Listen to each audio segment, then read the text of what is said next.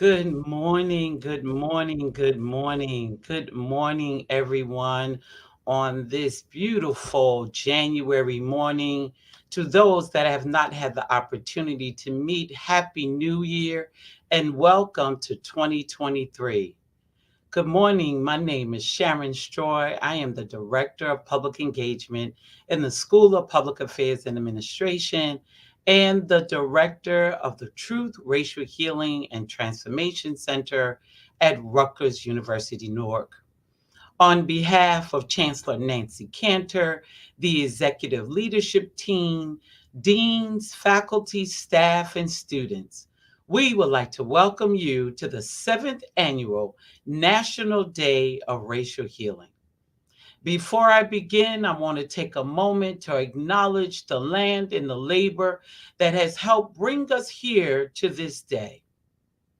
I begin this event with the acknowledgement that I am not an Indigenous person, and I want to pay homage to the original inhabitants of this land.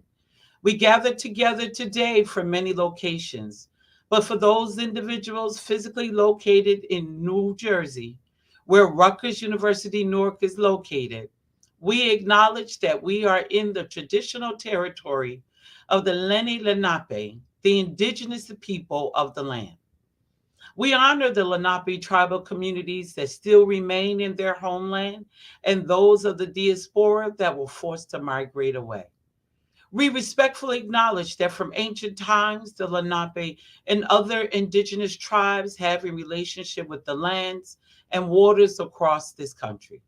And we pause to show our respect for their ancestors who lived here before, the indigenous people today, and their generations to come. I come before you from the amazing great city of Newark, New Jersey, and welcome you. We must also acknowledge that much of what we know of this country today, including its culture, economic growth, and development throughout history and across time, has been made possible by the labor of enslaved Africans and their ascendants who suffer the horror of the transatlantic trafficking of their people, chattel slavery, and Jim Crow. We are indebted to their labor and their sacrifice, and we must acknowledge the tremors of that violence throughout the generations and the resulting impact that can still be felt and witnessed today. We at Rutgers University acknowledge that 66 enslaved people were auctioned off for sale to Philip Livingston, one of the co-founders of Queens College, the precursor name for Rutgers College, named after Henry Rutgers, another family who owned enslaved people. Those individuals built the campus and served the faculty and students without compensation. So we want to acknowledge the labor, the sweat, the blood, and the tears that was helped to form the foundation of this country. You are joining us today at Rutgers University Newark, but across the country, throughout the entire 50 states, there are communities, programs, organizations, and campuses that are recognizing that today is the day of healing. The National Day of Racial Healing began in 2017 as part of the W.K. Kellogg's Truth, Racial Healing, and Transformation Enterprise. Those efforts included a partnership with the American Association of Colleges and Universities to provide funding for the establishment of Truth, Racial Healing, and Transformation campus centers on colleges and universities across the country. Rutgers University Newark was one of the inaugural 10 institutions to host a campus center. Today, there are currently 71 TRHT campus centers located on college campuses from the University of Hawaii to Brown University in Massachusetts. Each center is designed to create its own interactive programming that dispels the myth of a hierarchy of human value based on differences. And the other goal is to prepare the next generation of leaders to dismantle institutional and structural racism through a shared humanity perspective. Each center is charged with understanding its own history, its own truth. It's charged to create an environment for difficult dialogue and courageous conversation, which leads to racial healing. And then those institutions, organizations, municipalities tackle policies and procedures that create barriers to access and success. The TRHT Center at Rutgers Newark officially launched during Black History Month in 2018. In the past 5 years, the center has engaged individuals throughout the entire Rutgers University system, diverse departments in the Rutgers Biomedical Health Science campuses in Newark and New Brunswick, all of the branch locations of the Newark Public Library, the City of Newark Office of Violence Prevention and Trauma Recovery, where the NJ STEP scholars have facilitated sessions and currently working with organizations to host racial healing circles. The center has also supported the growth and development of other TRHT centers across the country and proud to support the new TRHT Center at Rutgers University Camden. This year, our theme for the National Day of Racial Healing is redefining and rebuilding communities. I can't believe as we approach the 3 year of the global pandemic of COVID, the ongoing racial reckoning in this country and around the world, and divisive political rancor, which has the tendency to challenge our sense and perception of community. As interconnected human beings in the city of Newark, the state of New Jersey, and the country, we have an opportunity to support one another in redefining and rebuilding inclusive and welcoming communities for all. It is my pleasure this year to continue to work with the New Jersey Performing Arts Center, the Creative Change Network, which is a part of the New Jersey Theater Alliance, and Arts Pride. It is also my pleasure to introduce one of my partners, an awesome woman, and a strategic leader in diversity, equity, and inclusion. At this time, I'm going to give a brief introduction of Donna Walker Kuhn, Senior Advisor for Diversity, Equity, Inclusion at the New Jersey Performing Arts Center. Donna Walker Kuhn is an award-winning thought leader, writer, and strategist for community engagement, audience development, and social justice. She is the president of Walker International Communications Group, a 30-year boutique marketing and audience development consulting agency. She provides consulting services to numerous arts organizations throughout the world and has generated over $22 million in earned income. She is the Senior Advisor, Diversity, Equity, Inclusion at NJPAC. Her portfolio includes social justice initiatives and equity, diversity, inclusion workshops. She is a veteran of over Broadway productions, and her nonprofit clients include Alvin Ailey American Dance Theater, New York State Council on the Arts and Seattle Theater Group. She is a lecturer and keynote presenter for international arts conferences in Russia, South Africa, and Australia. She's an adjunct professor at New York University and Columbia University.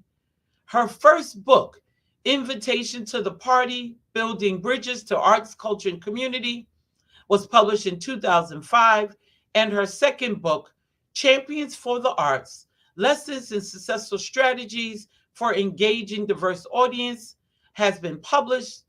She has a weekly blog, Arts Culture Connections, that explores cultural efforts to expand diverse audience. When we are talking about redefining and rebuilding community, it is my pleasure to introduce Donna Walker Kuhn. Thank you, Sharon. My goodness, that's quite an introduction. But before I begin, Sharon, I have to really thank you for leading the state as to how do we use our dialogue and our experiences to better understand the people that stand next to us. So, having been able to participate in multiple racial healing circles, I have really experienced the value they bring.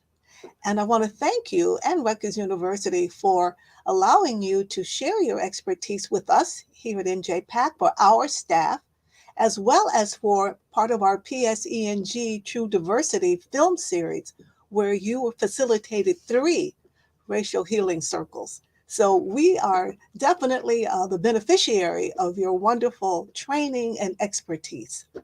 So, I just want to talk a little bit about NJPAC and how we've been aligning ourselves with, these goals of the National Day of Racial Healing, as well as diversity, equity, and inclusion. NJPAC is the anchor uh, cultural institution for the city of Newark and the state of New Jersey. We're a nonprofit arts organization that presents hundreds of performances throughout the year. We have a very robust arts education program, and we have a multitude of free cultural events. And so we are celebrating our 25th anniversary, bringing arts, culture, education, and social justice to the Newark community and beyond. And so, when I was thinking about how I wanted to shape, my words, I was thinking, several years NJPAC has been involved in diversity, equity, and inclusion training, being aware of what we need and how important it is. And our goal is to really be an anti discriminatory organization that embraces inclusion, equity, and diversity. And we're learning how that translates as we engage on this journey. And so we've always been a diverse organization, and we're really focusing on equity and inclusion at this time. And so I wanted to share some of the things that we've been doing that allow us to bring this to life. First, we have developed employee resource groups, and those are affinity groups where employees with shared interests come together to build community. And the whole idea is, what does community look like? And so what I'm talking about is the internal community of NJPAC. And so we looked at our demographics of our staff, and it's primarily African American, Latin American, I'm sorry, Latino, LGBTQ, and women. And so with those 4 groups, we formed our ERGs with chairs, and they have really captured the heartbeat of NJPAC. These ERGs are so dynamic. They present events monthly. We look at heritage events, so we make sure that for Black History Month, they are featuring different individuals. For Pride Month, they're letting us know who to celebrate and how to acknowledge them. For women, for Women's History Month, they celebrate every single woman that works in NJPAC with daily e-blasts that offer a profile on these women. And for our Latino ERG, they celebrate the Latino holidays. They taught us about what Day of the Dead really means. What is Cinco de Mayo? What does that mean? And of course, some of our events, we have food, which is always a great common denominator. And so, in addition to meeting together as groups, it also informs the culture of NJPAC. So now there's a much broader awareness of what does it mean to be a person of color or a person that's in the LGBTQ community. What does that mean? LGBT ERG group had a session for us that really explained words and language. What does it mean to use your pronoun? What does transgender mean? What does cisgender mean? And these are so valuable because it enables the workspace to be more collaborative. It allows us to have a deeper respect for the people that we work with. And so these have been extremely, extremely effective. We also have a leadership committee that's formed with board members from NJPAC's board of directors, as well as cultural leaders in the city of Newark. And we meet twice per year, drawing upon their expertise to really learn how we can enhance the culture here at NJPAC to be as inclusive and as equitable as possible. We really want people to be able to bring themselves to work. What does that mean? That means I can be who I am, of course, within the workspace, but that there's you don't have to feel there's a part of me that I have to deny. And so that has allowed us to be able to manifest what this looks like by having the ERGs be so vibrant and so dynamic. In addition to the four ERGs, we just added two additional ones. So we have a total of six. And we added caregivers because so many of our staff are struggling with how to take care of elder parents, younger children, themselves. And the caregivers ERG is going to be incredible. And we also have wellness because we firmly believe that the emotional and mental state of our employees is just as important as whatever strategies and skills they may bring. And so that has become also an important endeavor for us. And we actually created a room here at NJPAC called the Zen Den. So staff can book 30 minutes during the workday to go relax, take a nap, meditate, do yoga, stretch, read, listen to music. And so that has been another way to acknowledge each person's, needs and individuality. We're also really excited. We're launching our first book club. Again, a continuation of diversity, equity, and inclusion. How do you build awareness about this? How do people learn? What does that mean? So we're reading together, and our first book is My Broken Language. And we're having the first discussion this Thursday at NJPAC. And we have, a third of our staff have signed up to be members of the book club. We purchase books for them, and we've all enjoyed reading this book. It's about a Puerto Rican woman, author, growing up in North Philly and her experiences there. So you get the cultural nuances, we get the spiritual component. We understand what it was through her book, what it was like moving in different spaces and taking her identity with her to continue to grow. And so that's going to be very exciting. There's also been some other internal initiatives that we've developed here at NJPAC to just make sure that we're bringing the staff forward with us. One of those is our Pathfinders program, which is a buddy program, which for new hires, us will have a seasoned staff person assigned to a new hire to help them navigate the space. We also have our Props program, people recognizing other people's success. And this program is an initiative that anyone who works at NJPAC can nominate one of their colleagues and say, this person's doing a really great job. This person is doing really fantastic. And so we have a committee of 8 staff from multiple levels and departments who will decide. And these winners receive a generous gift certificate acknowledging their work and their efforts. Again, it's peers recognizing their colleagues. We've worked very hard on pay equity. And so we've looked at, we did a benchmarking study, and so that we can say that our current full-time jobs, are receiving at least the minimum of what they should based on their peers. And we continue to look at pay equity as a really important driver to attract new staff and to retain the current staff we have. We also have a fellows program, which has been fantastic. Again, it's a reimagined internship program. So we all know what the internship program has been like. But for us, last summer we had our first program with fellows where we welcomed 9 students from 5 universities. And each of those students worked in a different area in the organization. 7 of them identified as diverse in some way.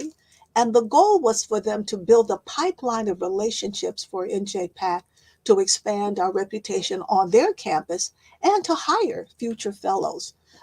And so as a result of the program, 3 of those 9 fellows were hired full time to join the staff here at NJPAC.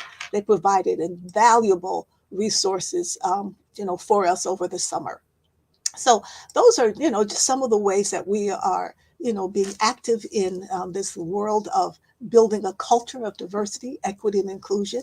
Of course, we participate in the National Day of Racial Healing. We're really excited that we were able to share our entire body of work from our PSENG True Diversity film series. We created a program called Standing in Solidarity.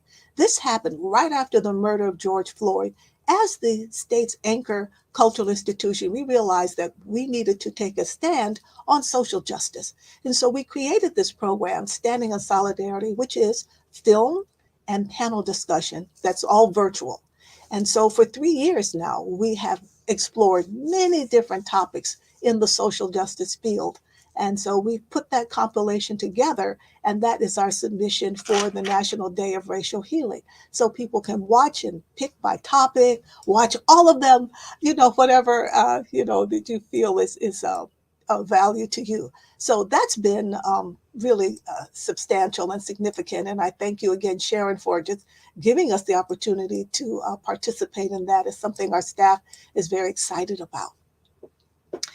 The other point that I wanted to talk about is the creating change, and bringing the importance of bringing diversity, equity, and inclusion to the New Jersey arts community.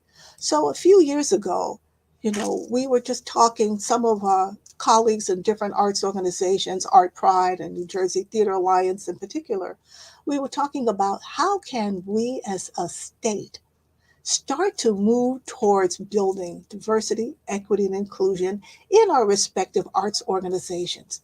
And we thought, well, why don't we have a conference where we can share best practices, ask questions, listen to national thought leaders, and develop this as a state initiative?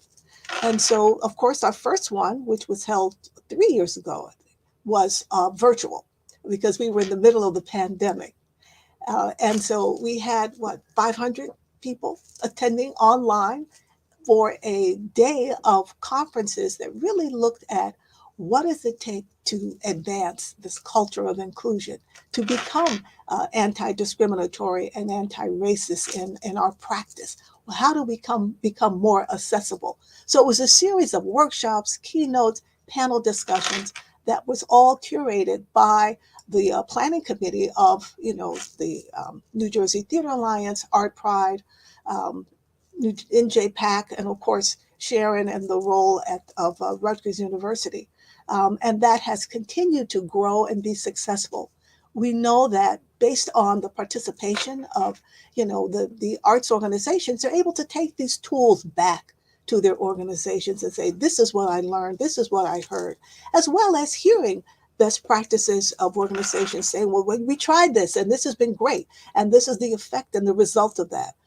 And so all of these become ways that we can grow and develop and build that culture of inclusion that we so much aspire towards.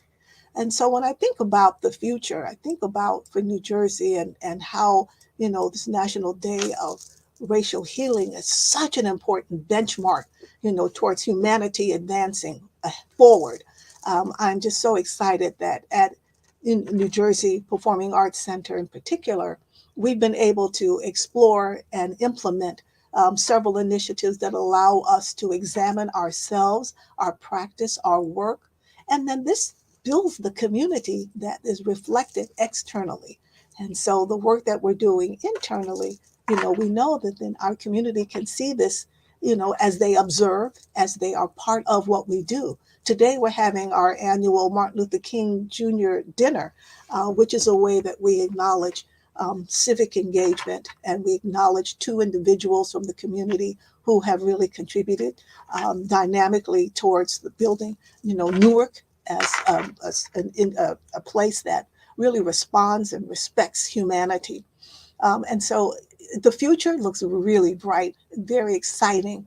And Sharon Joy, I continue to want to walk with you, run with you, and as we build our repository of information, of course, understanding how racial healing circles continue to grow and help us to develop more respect and compassion for the people that we work with who are in our environment. So thank you so much for that. And now it gives me my great pleasure to introduce our next speaker and a colleague who is a part of our Creating Change Planning Committee, Alicia Souter. Alicia has served as the executive director of the Institute of Music for Children in Elizabeth, New Jersey, for over 25 years, since 2008. And so she's been guided by the vision of harmony, which is helping achieve responsible, motivated, optimistic neighborhood youth. Harmony. The Institute is building a community of high achieving citizens who are art lovers and art makers through professional instruction, mentorship, and family engagement. And they serve over 1,000 youth annually. Alicia is a teaching artist. She's taught theater arts for organizations across New Jersey, including Arts Horizon, Playwrights Theater, Paper Mill Playhouse, and NJPAC. And she's passionate about the role the arts and play in young people's growth and development, and bringing the arts to underserved youth has been central to her work. She's also actively involved in arts education, the development of arts education on a statewide level, as chair, previously the chair of the Arts Ed Newark, and working with several other organizations. She's an international presenter. She's been featured at education conferences in Guatemala, Germany, South Africa, and of course in the United States. Currently, she's training educators in trauma informed care through the arts and working with communities as a facilitator with the Truth Racial Healing and Transformation Center. Alicia, it's great to see you. Thank you so much. Thank you so much. I'm so glad to be here and virtually share the stage with you, Donna and Sharon, two amazing women that so believe in this work and are such inspirations to me. And as Donna mentioned, I've also had the opportunity to train with Sharon as a Healing Circle facilitator and look forward to that work, and have seen firsthand how powerful and important it is to not just talk about what's happening with regards to race in America, but how to work towards healing that and rebuilding new relationships. And I think that is why the arts is so central to this work of healing, because we cannot take away something without adding something back in. And that's what the arts is. It's a creative process. It's a part of us sharing ourselves with each other, connecting both to ourselves and to our community, and envisioning something new and better. And it is very true that our society has been uh, deeply not only affected but born of racism, and that needs to be looked straight in the eye and dealt with. And it makes me proud to be a part of this network. And having grown up in nonprofit world, I've only ever worked for nonprofits my entire career. And I've seen that even though New Jersey is one of the most diverse states in America, the nonprofit arts community has not always been so.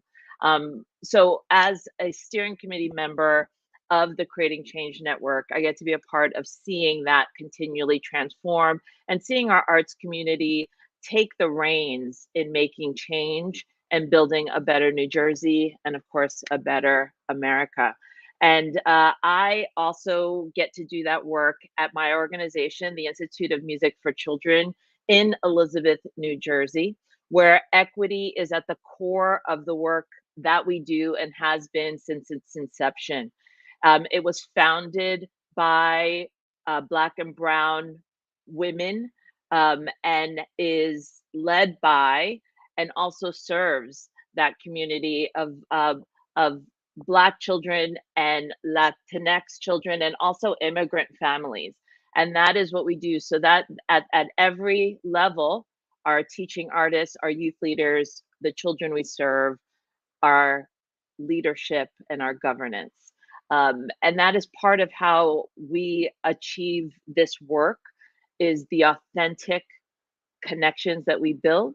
And also we are providing access to the arts to our young people, regardless of their families' uh, economic uh, abilities. And so we subsidize our tuition. We have also financial assistance, scholarships. We never turn a child away from an arts program. But beyond that, it's about not only just having access, but having abundance in the arts. And that is what we do at every level. Starting at age 5, children can explore piano, guitar, violin, drums. They don't have to just pick one. They get to pick as many as they want, how often they want. We have performing arts of singing, acting, a wide range of dance, media arts in podcasting and music production, and recording artists and graphic design, as well as visual arts in painting and drawing and anime, and also culinary, and all types of exploration of the arts that kids get to do throughout their time with us.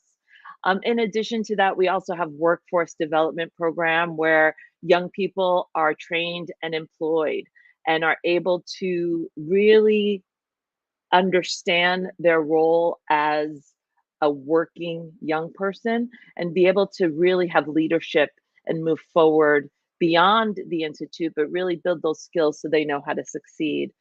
So, as I mentioned, equity is so important in our work at the institute. And this work that we're doing at the Creating Change Network is also so important to myself and so many other arts leaders across the state. As Donna mentioned, we have been doing conferences. We have another conference coming up this year on May the 10th at the Basie Center for the Arts. And that's a way that if you are remotely interested in this work and would like to see what's happening, you can do that. But right now, today, what we are doing is we have put together a list of all of the arts events happening across New Jersey for the National Day of Racial Healing.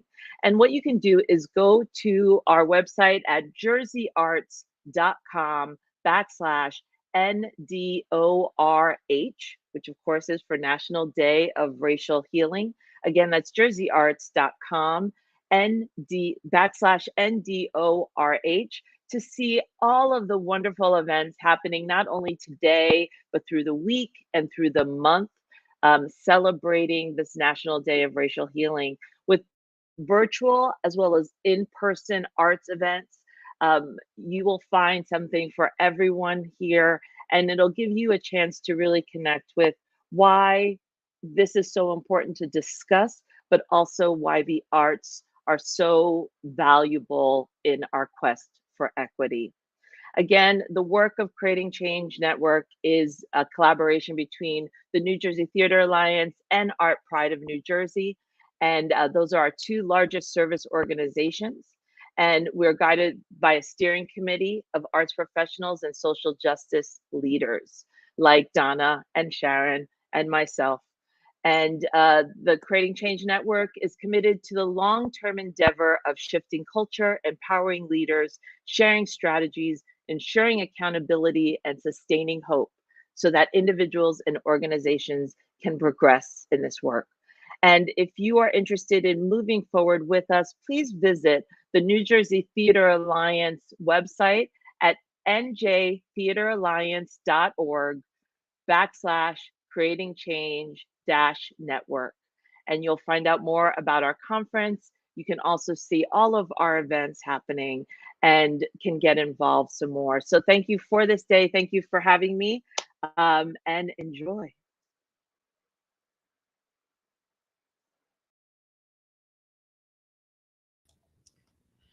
Thank you, Donna and Alicia. It is such a pleasure. And as always, it is a pleasure to work with you and to continue the efforts of transforming the arts community in New Jersey.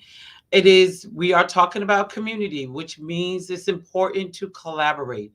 It is important to build. We cannot do this alone.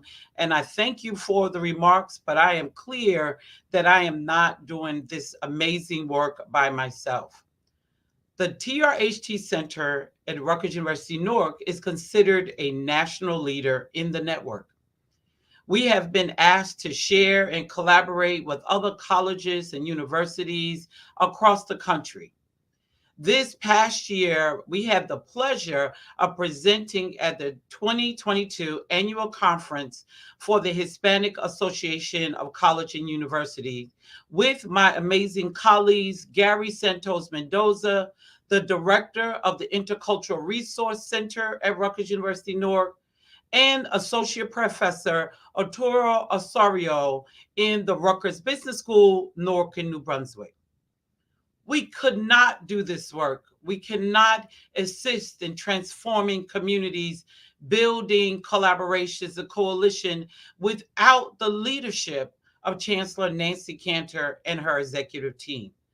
The strategic alignment of the TRHT Center's mission aligns with the vision of the leadership team and the support that they continue to do, not just in Newark, because we are of Newark. There are programs like the Honest Living Learning Community, the NJ STEP program, where returning citizens are coming from incarceration to being college students. We have been fortunate to have bold scholars serve as TRHT interns and continue to build this work from a student perspective. Yes, we are in the city of Newark. We are collaborating in the arts community, but it's because of the leadership that I am fortunate to be a part of at Rutgers University Newark, which allows us to redefine and rebuild communities. It is my pleasure to introduce our opening remarks, Professor Jeffrey Robinson. Professor Robinson, Dr. Robinson, Provost Robinson could not be with us here today at this moment, but he sends video remarks. So I will give you a brief introduction as to who he is and why he is so integral to the work that is occurring at Rutgers University Newark, in the city of Newark, and throughout the state of New Jersey. Jeffrey A. Robinson is the current provost and executive vice chancellor. He is an award winning business school professor, international speaker, and entrepreneur. In 2008, he became a leading faculty member at the Rutgers Business School, where he also served as the director for the Center for Urban Entrepreneurship and Economic Development. He has used his business acumen to launch new ventures, advise established businesses, and consult to Fortune 500 corporations.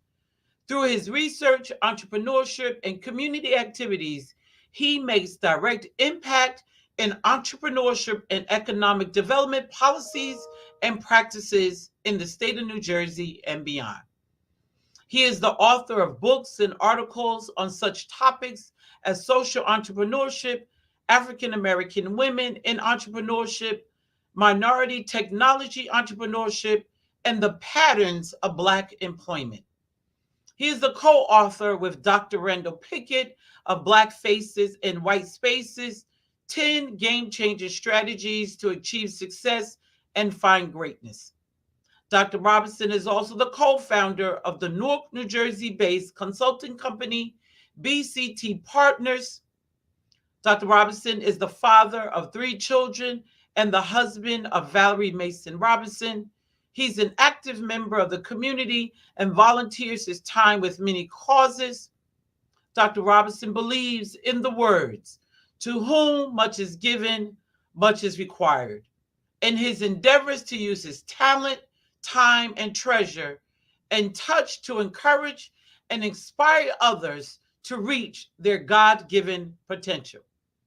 It is my pleasure to introduce and offer video remarks from Dr. Jeffrey A. Robinson.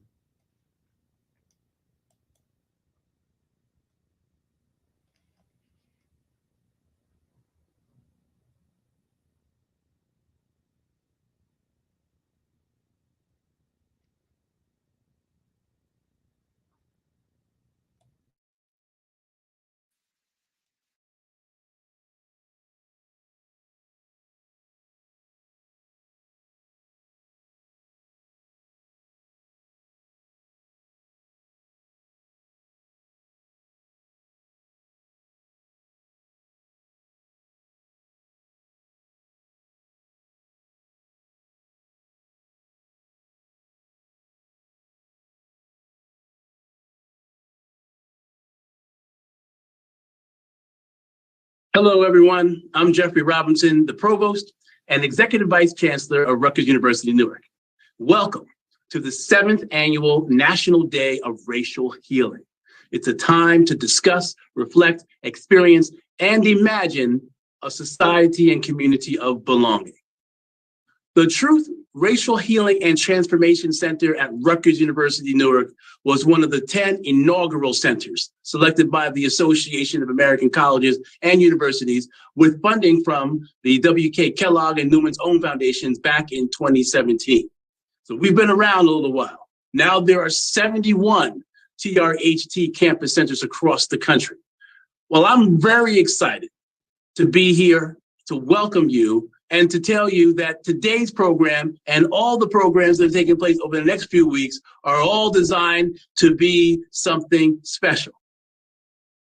You say, well, what kind of special is it? Well, community organized events, workshops, classes, panel discussions, arts performances, exhibitions, and racial healing circles are going to take place here in the city of Newark, at Rutgers University system, and in the state of New Jersey. All of them spotlighting the diverse community collaborations that we have around this topic of truth, racial healing, and transformation. I would be remiss if I did not acknowledge our extraordinary director of the Truth, Racial Healing, and Transformation Center here at Rutgers University, Sharon Stroy. Sharon, thank you for your hard work and for all the things that you do in this space. When we take a look at the events that have taken place inside of our country over the last few years that represent divisiveness and division, we can hopefully agree that finding truth, racial healing, and bringing to us all together are important things that we need to do within our community. They're all important steps towards weaving the marvelous tapestry of our nation together. Dr. King would have said it this way: in a very real sense, all life is interrelated. We are caught in an inescapable network of mutuality tied in a single garment of destiny. So we all have a role in the vital conversation that is taking place here today. Roles in our communities, our city, our state, in our nation. And I look forward to seeing the fruits of these efforts and seeing what each of us can learn from each other. Thank you. Have a wonderful day.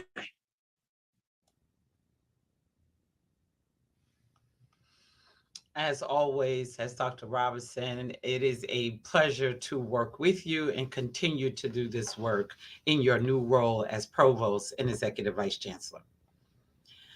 This day, you've heard from many people talking about what we have planned for this day.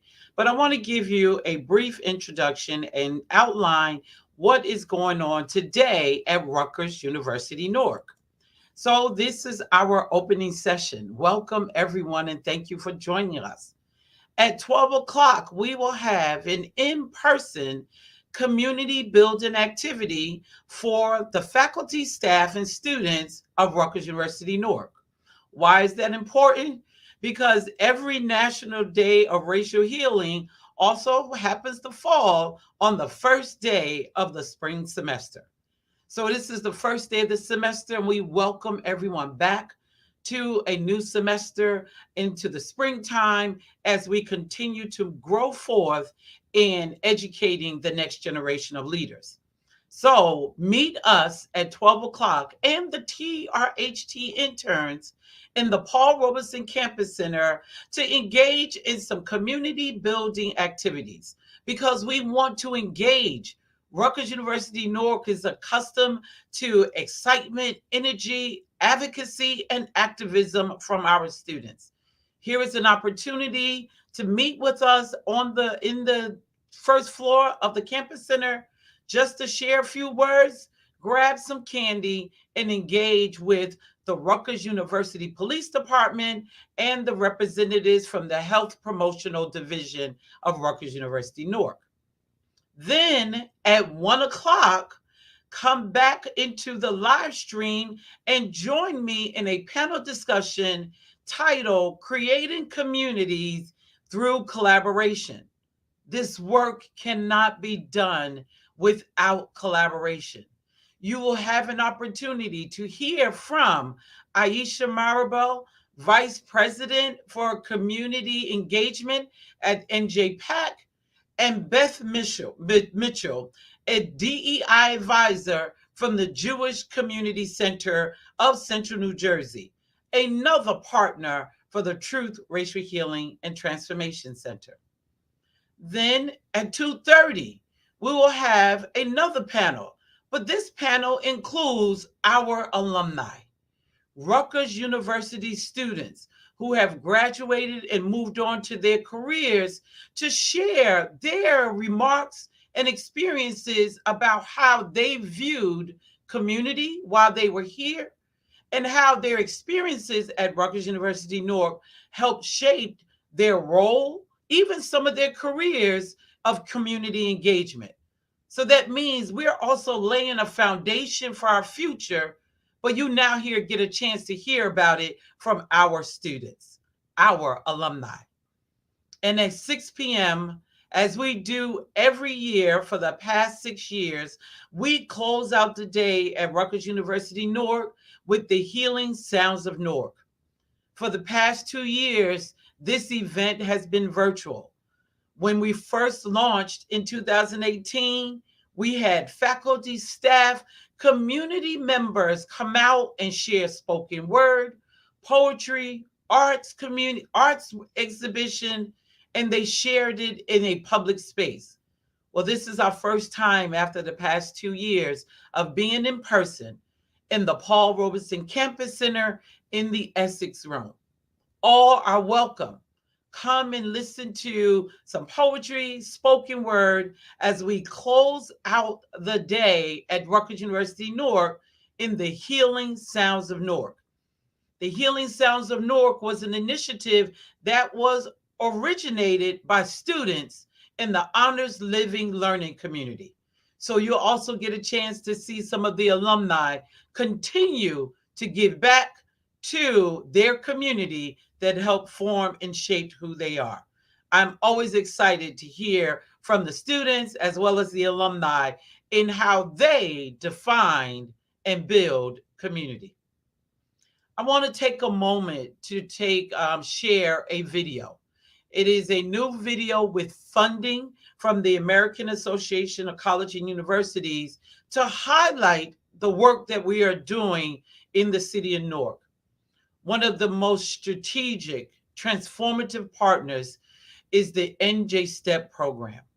It is where students who are returning citizens from places of incarceration have become some of the best trained racial healing circle facilitators. They share their stories. They help shape and empower, enlighten, and inspire people from diverse communities. They are working in predominantly white spaces, municipalities like Scotch Plains and Fanwood, and share their experiences to help people understand why equity, diversity, equality, justice, and inclusion is so important. So this is our first time in the National Day of Racial Healing that we are going to launch this video that was designed by Lauren Whitney, a partner for the TRHT Center, edited by alumni of NJ STEP, and funded by the American Association of Colleges and Universities. Enjoy the video.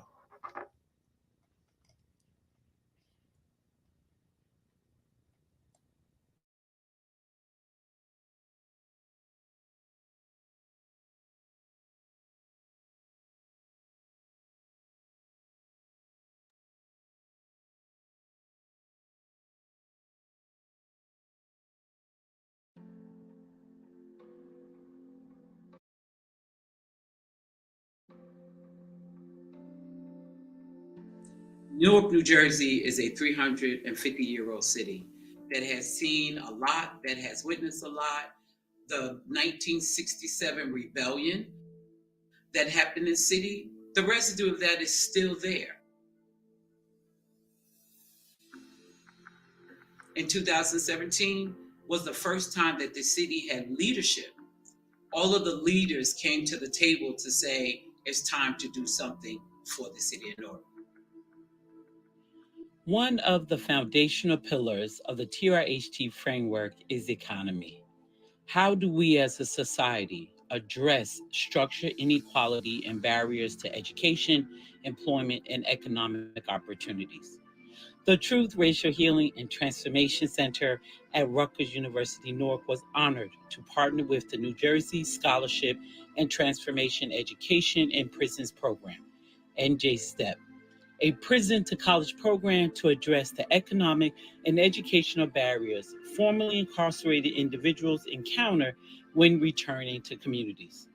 The center addresses the pillar of economy by eliminating an economic barrier and training NJ-STEP students to become racial healing circle facilitators, resulting in creating additional economic opportunities for them while completing their degrees.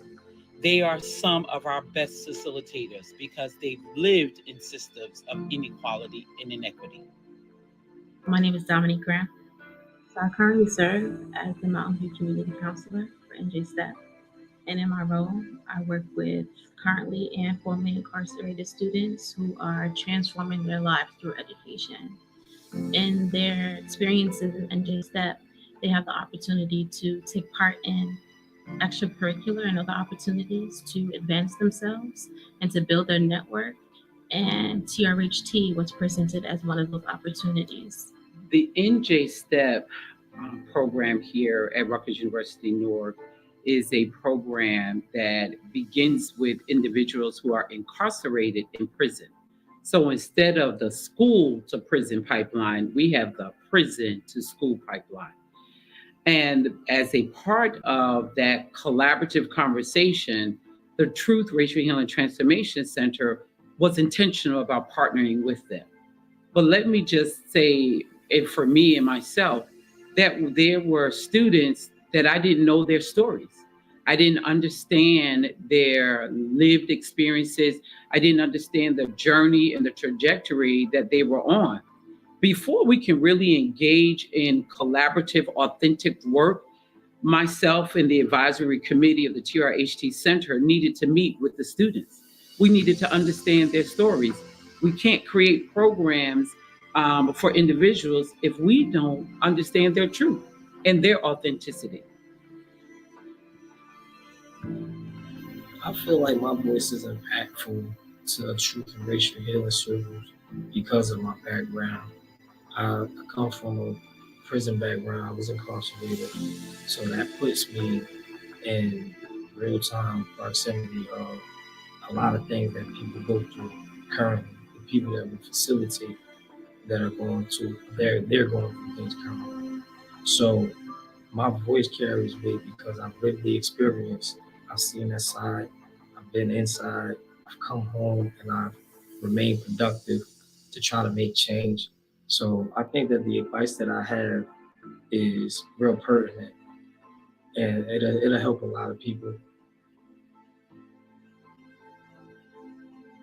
My name is Tariq Roland from Rutgers, Newark, New Jersey, where I serve as the lead facilitator for TRHT, as well as a counselor, academic counselor for NJ-STEP inside Northern State Prison, where I counsel students who are pursuing higher education while incarcerated, as well as their transition at home. I've seen the racial healing circles impact Newark at large when it comes to African American men.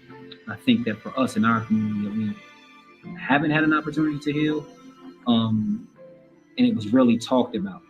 And I think that many men from the communities and that the men from the communities in which I come from finally have an opportunity to heal from their traumas and past experiences. The racial healing circles have impacted me in more ways than I can even say. But primarily, it provided me with a safe, secure place to heal, to be who I am, to ask questions, to get answers, process the feelings that came with the answers, to process the feelings that came with the question. It just gave me a safe place to be me. Being able to be around people who were helping, but not only helping, but wanting to help other people, but also being around another group of people where they were expressing themselves, not only physically, but verbally. I feel like I could be in that same space as them and also be vulnerable and also speak my feelings at the same time. The racial healing circles have impacted me as an NJ Step student in a multitude of positive ways, primarily giving me a space to articulate my pain without causing someone else pain. The racial healing circles allow us to articulate our pain by utilizing person-centered language, not accusatory statements like you. And it allows us to share the human experience without de-appreciating the other people in the room. The plan was and still is to separate the mothers, daughters, fathers, and break the sun. Our blood remains stained on Tobacco Road, and them stories will never be told. We died from exhaustion on them fields, working weeks in sun. And yet they justify police brutality like we deserve to be beaten or something. Looking at us crazy and sending tanks to all black rallies like we ain't supposed to be speaking or something. This is what we deal with every day. I'm teaching you something. But I am standing for a change and here to keep the streets from flunking. This is for the young brother fighting to get his family out by having a mean crossover and jumping. And the sister going to school, working multiple jobs, trying to keep them kids from hunger. But we still stand in black excellence. How we manage to fight through all adversities and keep on striving. My brothers and sisters, please be proud. Hold your head up higher. You are a genocide survivor.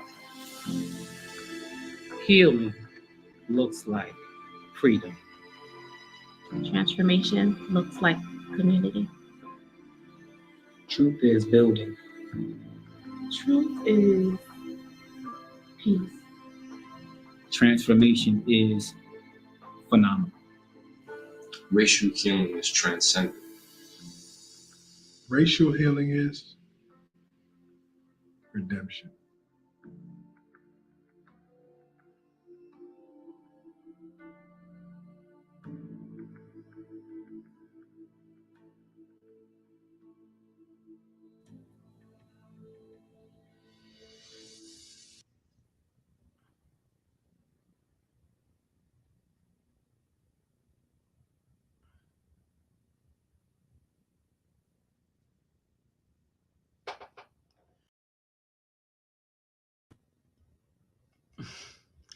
For me, it is an absolute pleasure to work with the NJ Step students, my colleagues at Rutgers University Newark, my community partners in the city of Newark, New Jersey, and beyond. So enjoy the rest of the day. For my Rutgers family, Rutgers Newark family, join me on Student Street in the Paul Robeson Campus Center. Join me this evening at 6 p.m., students, for the Healing Sounds of Newark. We'll see you again at 1 p.m. for our first panel discussion, and follow in the Creating Change Network for the rest of the week until January 24th and participate in some of the arts programming that is going on in person as well as online, including the Newark Museum and the Newark Public Library. Enjoy the rest of the day and have a great 7th National Day of Racial Healing. I'll see you all back here at 1 p.m.